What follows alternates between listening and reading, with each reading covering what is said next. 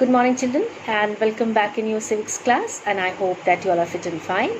And I also hope, मैं अभी ये भी आशा करती हूँ कि आप वीडियो देखने के साथ साथ जो है वो पढ़ाई भी कर रहे होंगे और अपनी नोट्स भी बना रहे होंगे। बच्चों, आगे बढ़ने से पहले मैं आपको कुछ इम्पॉर्टेंट थिंग्स या इम्पॉर्टेंट चीज़ बताना चाहती हूँ, इम्पॉर्टेंट इंफॉर्मेशन देना चाहती हूँ आपके रिवाइज सिलेबस के बारे में। जैसा कि आपको पता है बच्चों की कोविड-19 की वजह से यूपी बोर्ड ने जो है आपके सिलेबस का 30% जो है वो हिस्सा वो उन्होंने कम कर दिया है। यानी UP board has reduce 30% of your syllabus, यानी 30% सिलेबस आपका कम हो गया है। और इस 30% सिलेबस के कम होने के बाद कौन कौन सी चैप्टर्स आपके बोर्ड एग्ज़ाम्स में आएंगे उसकी जानकारी मैं आपको एक PDF फाइल बनाकर भेज दूँगी इस वीडियो के साथ।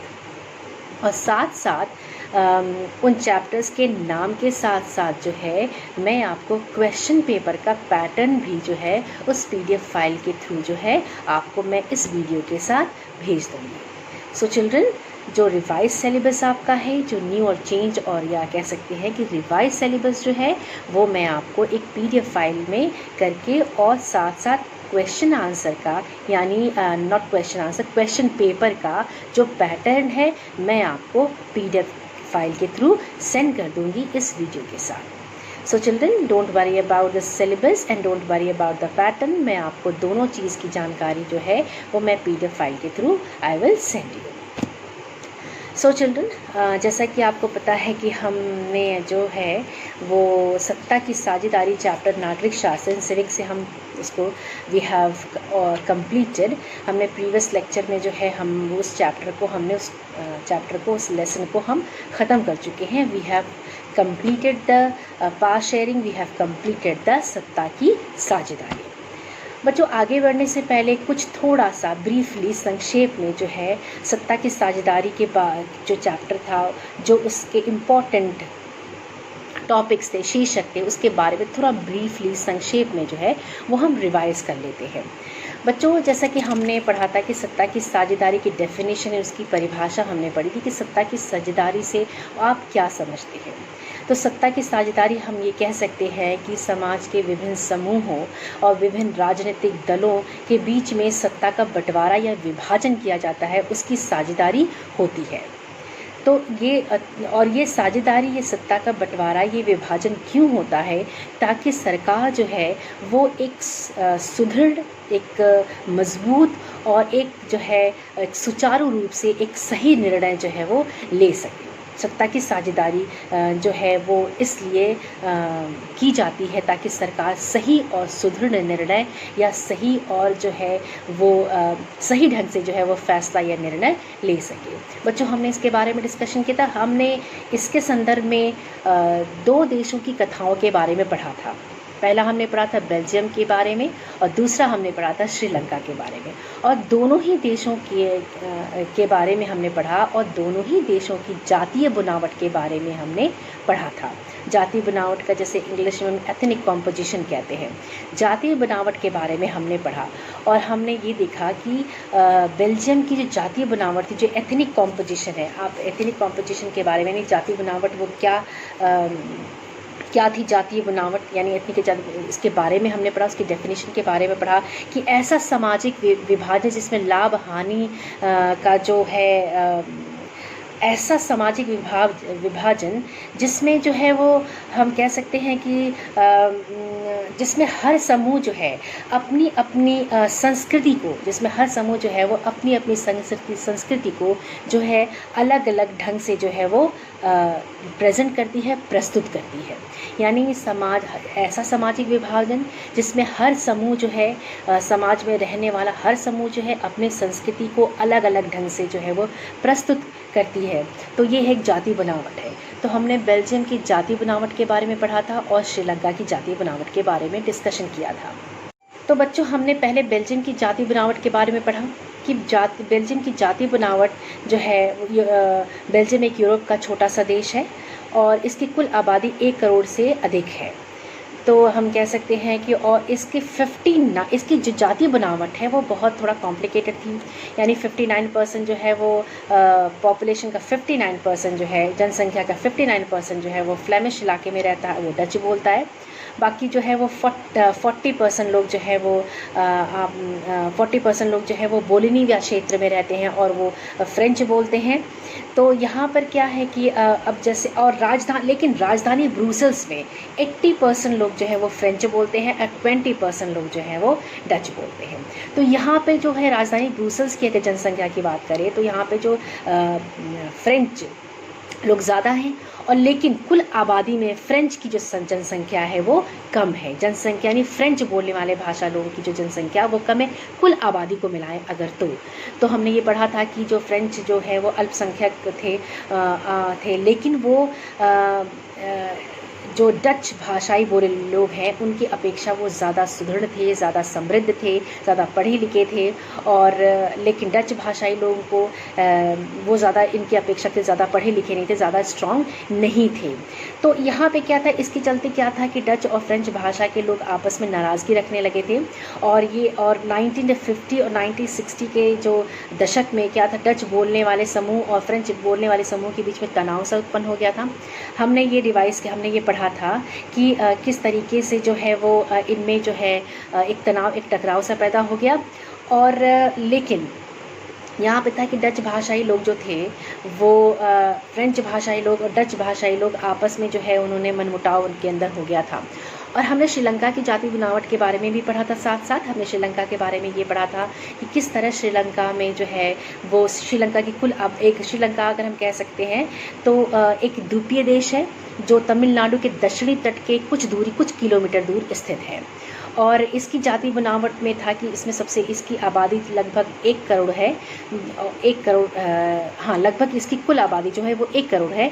और इसमें जो है आपका हमने पढ़ा था कि 70 कुल जनसंख्या का 74% जो है, यानी 74% जो जनसंख्या का जो हिस्सा है वो सिंगली समुदाय वो का है, और बाकी जो है 18% जो है वो तमिल बोलने वाले समुदायों का है। लेकिन तमिल समुदाय में भी 2 समुदाय थे, एक जो श्रीलंकाई तमिल थे जो श्रीलंका के मूल निवासी तमिल बोलने वाले थे, और एक ऐसे तमिल थे जो हिंदुस्तानी तमिल थे। यानी आप कह सकते हैं कि जब औपनिवेशिकवाद शासनकाल में यानी कॉलोनिज्म यानी ब्रिटिश शासनकाल में बागानों में मज़दूरों की कमी हो गई थी, तब भारत से मज़दूर बुलाए गए थे बागान में काम करने के लिए। तो वो मज़दूर जो है वो श्रीलंका में जाके बस गए और वो भारतीय मूल निवासी बन गए तमिल के।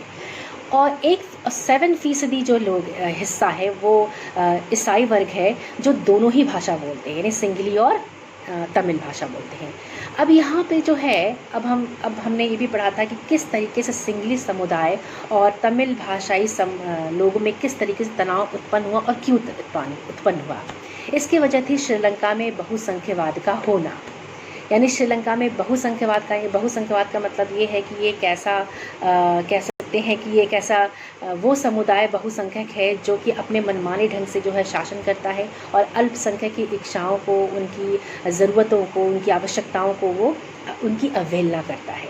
तो यहाँ श्रीलंका में जो है बहुसंख्यवाद कारण बना उस टकराव, उस संघर्ष का हमने ये रिवाइज़ किया था, हमने ये पढ़ा था कि बहुसंख्यवाद की वजह से जो सिंगली समुदाय जो है वो बहुसंख्यक समुदाय था, तो उसने जो अपनी इस प्रभुत्ता को जमाने के लिए अपने बहुसंख्यक के बल पे अपनी प्रभुत्ता को उसने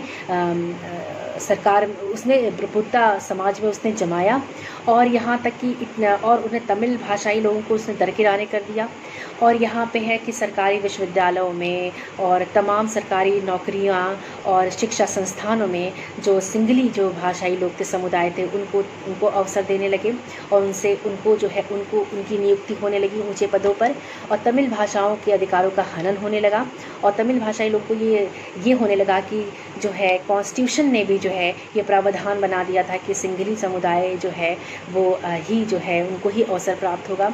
और तब कहीं जाकर ये जो तमिल भाषा थे उन्होंने सोचा कि ये बौद्ध धर्मावलंबी मानने वाले जो सिंगली समुदाय हैं उनकी वजह से उनके अधिकारों का वो हनन हो जाएगा और उनकी राजनीतिक में उनको कोई समान अवसर प्राप्त नहीं होगा।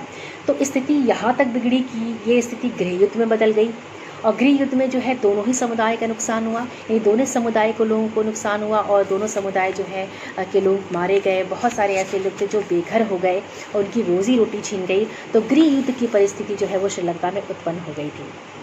यहाँ पे जाति बनावट की वजह से, यानी जातीय विविधता की वजह से, डाइवर्सिटीज़ की वजह से जो है ये मनमुटाव, ये टकराव पैदा हुआ, जो कि वहाँ पे बना रहा। लेकिन बेल्जियम में जातीय बनावट की वजह से, जो जातीय विविधता की वजह से जो वहाँ समस्याएं उत्पन्न हो रही थी, बेल्जियम ने उसको बड़ी ही समझदारी से निपटाया।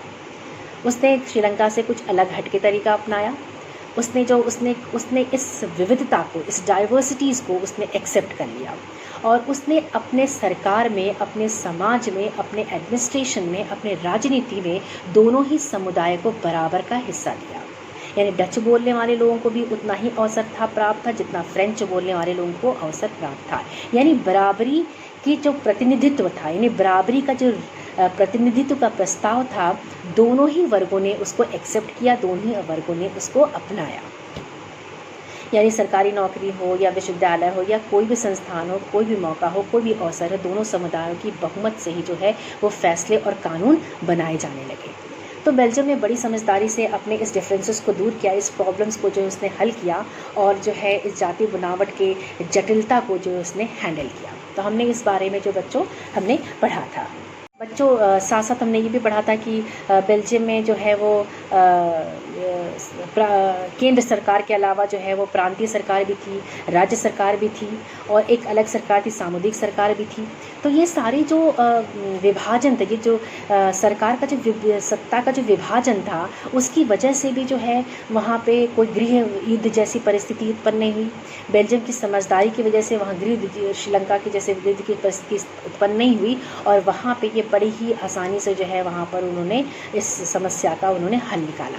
बच्चों साथ साथ हमने ये भी पढ़ा था कि सत्ता की साझेदारी क्यों ज़रूरी है।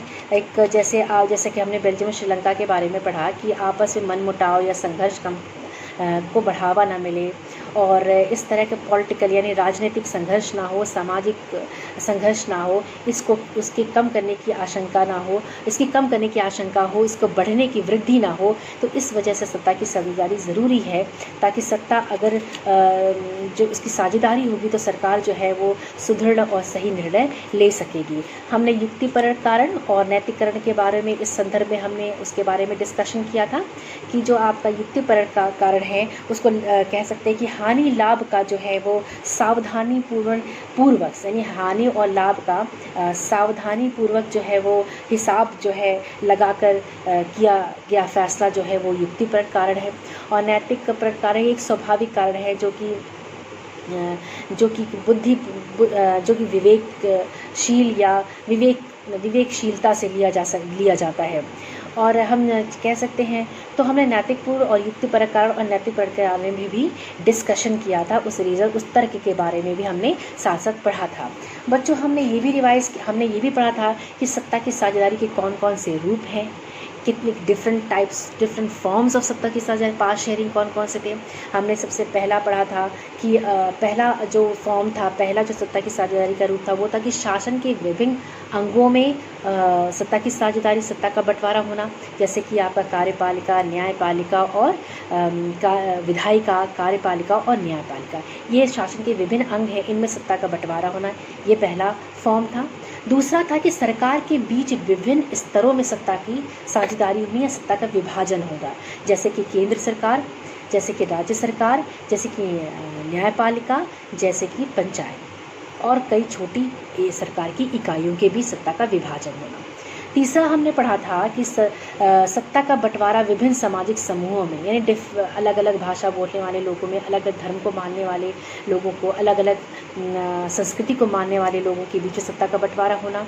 और जो बहुत कह सकते हैं कमज़ोर वर्ग है, जैसे कि महिलाओं का वर्ग है, तो इनको भी बराबरी से उनको अवसर देना, ये था। और सबसे लास्ट में हमने पढ़ा था कि राजनीतिक दलों और दबाव समूहों के भी सत्ता का विभाजन। राजनीतिक दल तो आप जानते ही हैं कि चुनाव में प्रतिस्पर्धा हो, और चुनाव लड़ने के लिए बहुत सारे राजनीतिक दलों का जो गठन किया जाता है, निर्माण किया जाता है, ताकि जनता उनके प्रतिनिधि को चुनाव के थ्रू चुनकर सरकार के गठन में मदद हो। और दबाव समूह है कि बहुत सारे हित समूह हैं समाज में, जैसे कि आपका मजदूर वर्ग है और औद्योगिक पति वर्ग है, किसान वर्ग है, तो ये अपने हितों की पूर्ति के लिए सरकार पर दबाव डालते हैं, तब ये दबाव समूह कहलाते हैं। तो इनके बीच सत्ता का विभाजन। बच्चों ये चैप्टर पूरा संक्षेप में हमने रिवाइज़ कर लिया कि हमने क्या क्या इस चैप्टर में पढ़ा था। आई होप कि आपको समझ में आ गया होगा कि इस चैप्टर में क्या था। बच्चों आज जो हम लेक्चर पढ़ेंगे, आज के लेक्चर में जो है हम पढ़ेंगे दूसरा जो आपका पार्ट है नागरिक शास्त्र का, वो है संघवाद। उसको हिंदी इंग्लिश में कह सकते हैं फेडरलिज्म, यानी संघवाद के बारे में पढ़ेंगे। अब बच्चों पिछले अध्याय में जैसे कि हमने पढ़ा कि हमने इस बात को बहुत ध्यान से पढ़ा था हमने कि शासन जो है विभिन्न स्तरों, यानी शासन के विभिन्न स्तरों में सत्ता का जो के बीच सत्ता का हमने जो है पिछले चैप्टर में हमने दो विभाजन के बारे में पढ़ा था। एक ऊर्ध्वाधर और एक हमने क्षैतिज वितरण के बारे में पढ़ा था। तो बच्चों हमने पिछले लेक्चर में दो वितरण के बारे में पढ़ा था, एक क्षैतिज वितरण और एक था ऊर्ध्वाधर वितरण। हमने इसके बारे में भी पढ़ा था। और इस अध्याय में फेडरलिज्म में यानी संघवाद में हम ये जानेंगे कि जो हमने पिछले लेक्चर में जैसे पढ़ा कि शासन के विभिन्न स्तर में जो ये ऊर्ध्वाधर वितरण था, वो एक कह सकते हैं कि लोकतंत्र में सत्ता की साझेदारी का एक ये बहुत एक आम जो है एक आम रूप है, एक कॉमन रूप है, कॉमन फॉर्म है।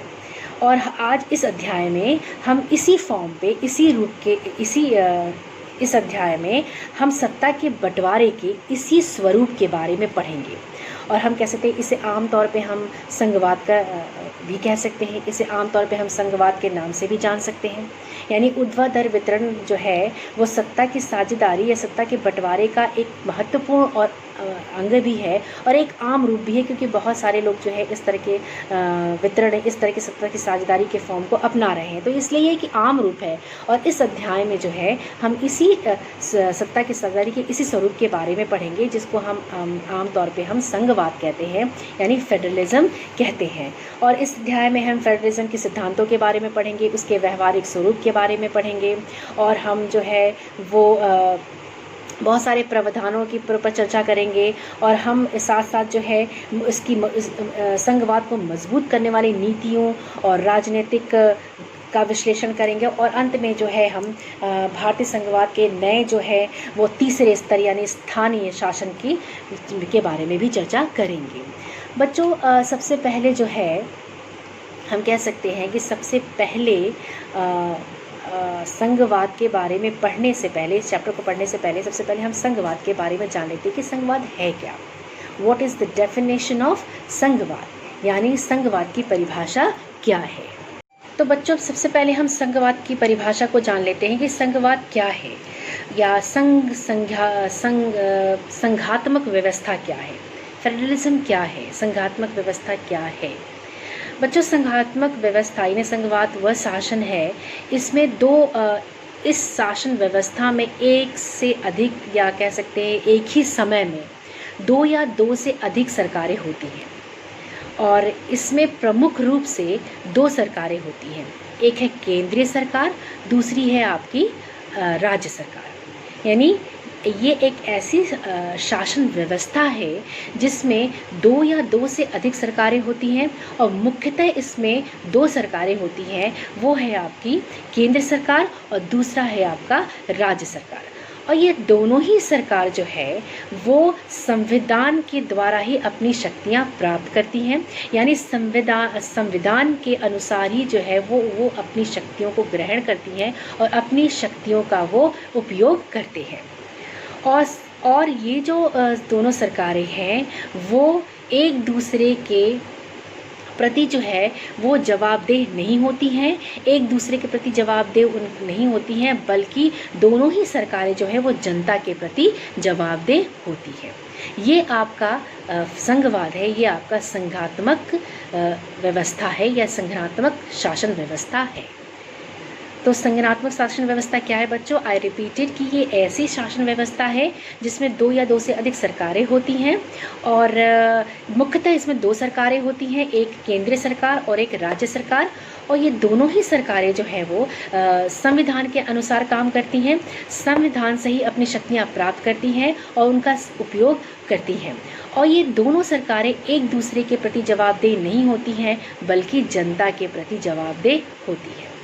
अब बच्चों संगठनात्मक शासन व्यवस्था का के विपरीत एक व्यवस्था है, वो एकात्मक व्यवस्था, यानी यूनिटरी फॉर्म ऑफ गवर्नमेंट। यानी फेडरलिज्म का फॉर्म ऑफ गवर्नमेंट यानी संगठनात्मक शासन व्यवस्था में 2 सरकारें होती हैं, और एक आपका गवर्नमेंट का फॉर्म है वो है यूनिटरी फॉर्म यानी एकात्मक शासन व्यवस्था। अब एकात्मक शासन व्यवस्था क्या है? इसके अंतर्गत सामान्य एक केंद्र सरकार काम करती है, और देश की जो अन्य शासकीय जो इकाइयां हैं इस केंद्र सरकार के अधीन होती है, और वो जो है वो केंद्र सरकार के अधीन होती हैं। और इस व्यवस्था में केंद्र सरकार जो है वो प्रांतीय या स्थानीय सरकारों को जो है वो आदेश देती है। यानी एकात्मक व्यवस्था ऐसी शासन व्यवस्था है जिसमें जिसके अंतर्गत एक समान केंद्रीय सरकार होती है, और जो है बाकी जो शासकीय इकाइयां होती हैं वो इस केंद्र सरकार के अधीन होती हैं, और ये केंद्र सरकार जो है प्रांतीय या राज्य सरकार को जो है वो आदेश देती है, और जो है उनसे वो राज्य जो है वो केंद्र सरकार से शक्तियाँ प्राप्त करती है। तो बच्चों ये है आपका एकात्मक व्यवस्था और संघात्मक व्यवस्था और एकात्मक व्यवस्था। आई होप कि आपको समझ में आ गया होगा। और बच्चों फिर हम आगे पढ़ते हैं कि अब जो है चैप्टर में हमने डेफिनेशन पढ़ लिया कि संघात्मक व्यवस्था क्या है और एकात्मक व्यवस्था क्या है। अब ये भी टॉपिक है कि सबसे पहला टॉपिक आपका है कि संघवाद क्या है, व्हाट इज़ फेडरलिज्म। हमने आपको अभी उसकी डेफिनेशन बताई, लेकिन इसको और क्लियरली और स्पष्ट रूप से समझने के लिए हमको जो है पिछले अध्याय को थोड़ा कनेक्ट करना पड़ेगा, पिछले अध्याय के कुछ पोर्शंस को रिवाइज़ करना पड़ेगा, जैसे कि हम पहले रिवाइज़ कर चुके हैं। बच्चों फिर भी हम थोड़ा सा इसको संघवाद को समझाने के लिए, समझने के लिए हम जो है एक बार फिर से जो है बेल्जियम और श्रीलंका के अंतर को पढ़ते हैं, जानते हैं। आपको जैसे कि हमने अभी बताया, आपको ये याद ही होगा कि जो है बेल्जियम के संविधान में जो है वो कुछ प्रमुख चेंजेस किए गए थे, कुछ प्रमुख बदलाव किए गए थे, और उनमें जो है वो ये बदलाव किया गया था कि जो केंद्र सरकार की जो शक्ति थी उसमें कमी की गई थी। और जो है बेल्जियम में इससे पहले भी ये केंद्र सरकार थी, बेल्जियम में के जो केंद्र सरकार थी उसमें उनकी शक्तियों की कमी की गई थी, और प्रांतीय और राज्य सरकारों को जो है वो अधिकार जो है वो दिए गए थे। और बेल्जियम में जो है इससे पहले भी प्रांतीय सरकारें थी, तब भी उनको अपनी शक्तियाँ जो है वो तब भी जो है वो उनकी अपनी भूमिका थी, उनका कंट्रीब्यूशन था, अपना उनका योगदान था, उनके अपने अधिकार भी थे, उनके अपने राइट्स भी थे। पर ये अधिकार जो है उनको केंद्र द्वारा दिए गए थे, और इन्हें केंद्र सरकार जो है इन अधिकारों को वो वापस भी नहीं ले सकती थी।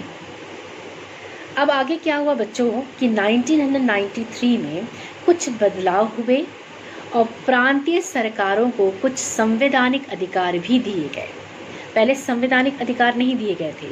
पहले 1993 के बदलाव से पहले बेल्जियम में जो भी बदलाव हुए थे, प्रांतीय सरकार में जो बदलाव हुए थे, प्रांतीय सरकारों के जो अधिकार थे वो केंद्र सरकार से मिल रहे थे। लेकिन 1993 के बाद जो है कुछ बदलाव हुए, और प्रांतीय और राज्य सरकारों को जो है वो संवैधानिक ढंग से संवैधानिक अधिकार दिए गए। अब इन अधिकारों के लिए जो है प्रांतीय सरकार जो है वो केंद्र सरकार पर निर्भर नहीं रही, यानी अब वो केंद्र सरकार से वो जो है अधिकार वो नहीं ले रही थी। अब उन्हें संवैधानिक अधिकार मिल चुके थे, तो अब अपने अधिकारों के लिए वो केंद्र सरकार पे निर्भर नहीं रही। इस प्रकार जो है हम कह सकते हैं कि बेल्जियम ने एकात्मक शासन की जगह जो है वो संघीय शासन व्यवस्था को अपनाया। यानी यहाँ पे बेल्जियम में यूनिटी फॉर्म ऑफ गवर्नमेंट की बजाय फेडरलिज्म को उस फॉर्म ऑफ गवर्नमेंट जो है वो वहाँ पर स्थापित हुई। यानी बेल्जियम में केंद्र सरकार, प्रांतीय सरकार, राज्य सरकार जो है हुई। और आपको जैसे पता ही है कि संघवाद में 2 सरकारें, 2 से या 2 अधिक सरकारें होती हैं, और मुख्यतः 2 सरकारें होती हैं, केंद्र सरकार और राज्य सरकार, जैसे कि हमने आपको परिभाषा बताया। तो इसी तरह की सिचुएशन स्थिति जो थी वो बेल्जियम में उत्पन्न हुई और बेल्जियम में एकात्मक व्यवस्था न अपनाकर उसने संघवाद शासन व्यवस्था को अपनाया। यहाँ पे आपका फेडरलिज्म जो है वो गवर्नमेंट यानी संघात्मक शासन व्यवस्था स्थापित हुई। अब जो है हम कह सकते हैं कि लेकिन ये तो बेल्जियम की स्थिति थी, लेकिन श्रीलंका में भी हमने पढ़ा था, लेकिन श्रीलंका में जो है वो एकात्मक शासन व्यवस्था ही है, यानी यूनिटरी फॉर्म ऑफ गवर्नमेंट है, वहाँ पे फेडरलिज्म नहीं है। जैसा कि हमने पिछली बार भी पढ़ा कि वहाँ कोई ऐसी सरकारें नहीं थी और वह आपसी समुदाय, दो समुदाय सिंगली और तमिल भाषाई लोग जो है समुदाय जो है वो आपस में उनका मनमुटाव हो गया था, आपस में उनके संघर्ष शुरू हो गए थे।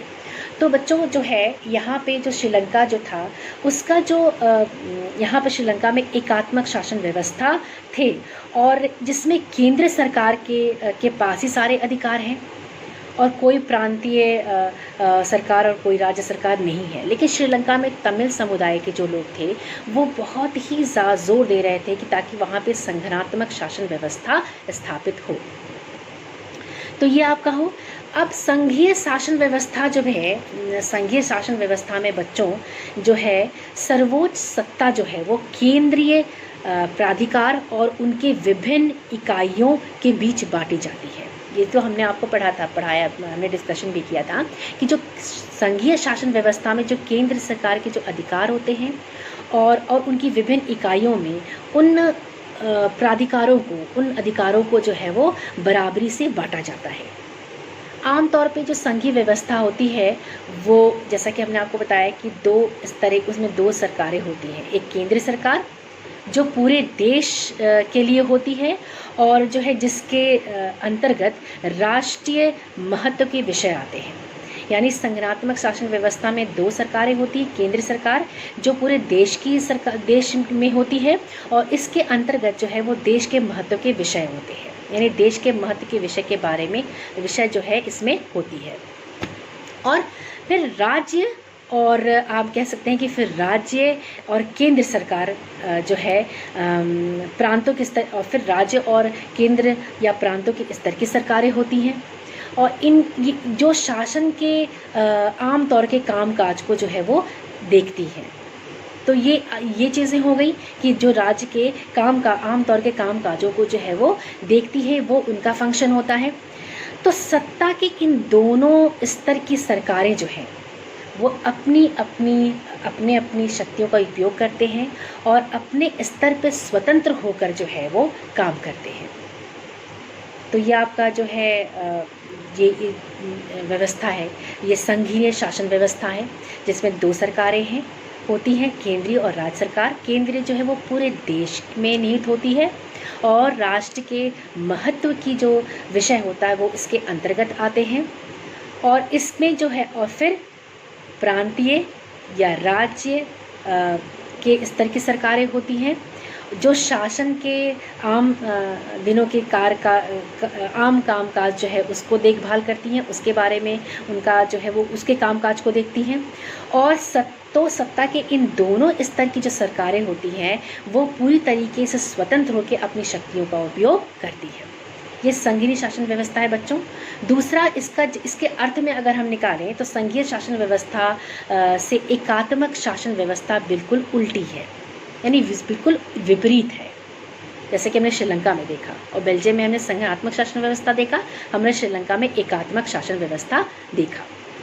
हम अब एकात्मक शासन व्यवस्था में जैसा कि हमने आपको भी बताया कि इसके अंतर्गत एक सामान्य केंद्र सरकार होती है और बाकी सारी शासकीय इकाइयाँ जो होती हैं वो इसके अधीन होती हैं, वो इसके अंतर्गत आती हैं।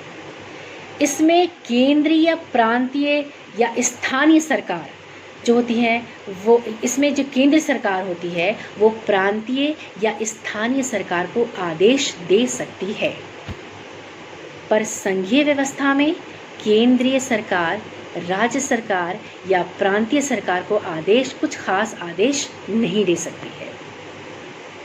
केंद्र सरकार, संघीय शासन व्यवस्था में जो है केंद्र सरकार और प्रांतीय सरकार को जो है वो संवैधानिक रूप से अधिकार प्राप्त होते हैं। तो जवाबदेही जो है ये एक दूसरे की जवाबदेही नहीं होती बल्कि जनता की जवाबदेही होते हैं।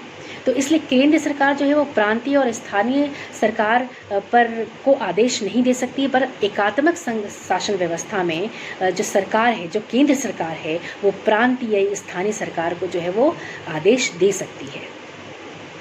तो बच्चों अब राज्य सरकारों के पास जो है अपनी अपनी शक्तियाँ होती हैं और इसके लिए वो केंद्र सरकार पर आधारित नहीं होती, इसके लिए वो केंद्र सरकार के अधीन नहीं होती, क्योंकि राज्य सरकारों के पास, राज्य सरकारों के पास जो सरकारें होती हैं उनकी अपनी अलग शक्तियाँ होती हैं जो संवैधानिक होती हैं, जो संविधान के अनुसार होती हैं, और वो अपनी शक्तियों का अपने तरह से और स्वतंत्र रूप से उपयोग करती हैं, और इसके लिए वो केंद्र सरकार पर आधारित नहीं होती हैं। ये संघरात्मक शासन व्यवस्था में देखा जाता है।